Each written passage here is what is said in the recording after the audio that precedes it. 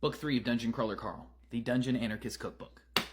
To no surprise at all, this book was absolutely fantastic. I just finished it. Let's dive into it.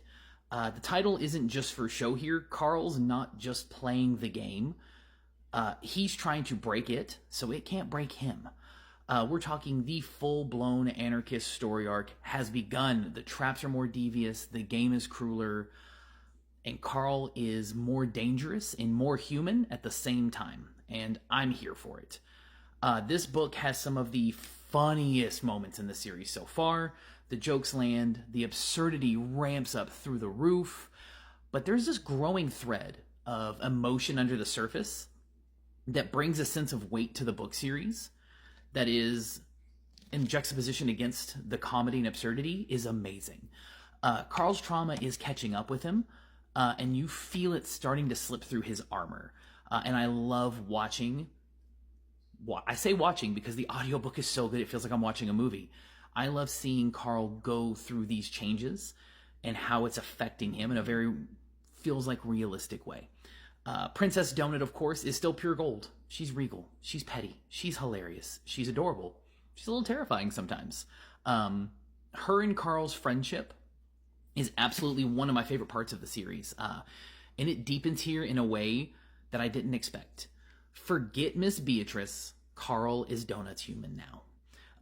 Also, while we're talking about Donut, her relationship with Mongo. I also love Mongo. He is like a much more terrifying, dangerous, and just absurd cat.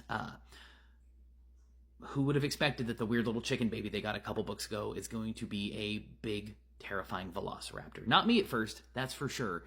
And I love Donut riding him into battle. It is amazing.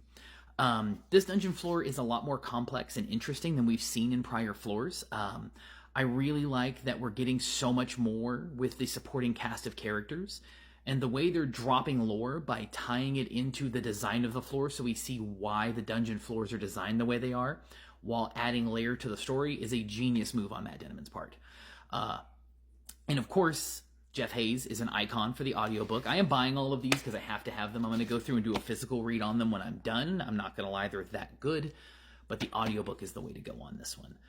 Final score, 9.5 out of 10. It is such a serious twist to the story that is not losing any of the absurdity and comedy and hilarity that made me love the first two books. So it's still funny, it's still bloody, but now it's very much rise up against the system kind of story, and I'm here for that. I've already started book 4, Gate of the Feral Gods, and it is so good. I am loving this series. Cannot recommend it enough. Go check it out.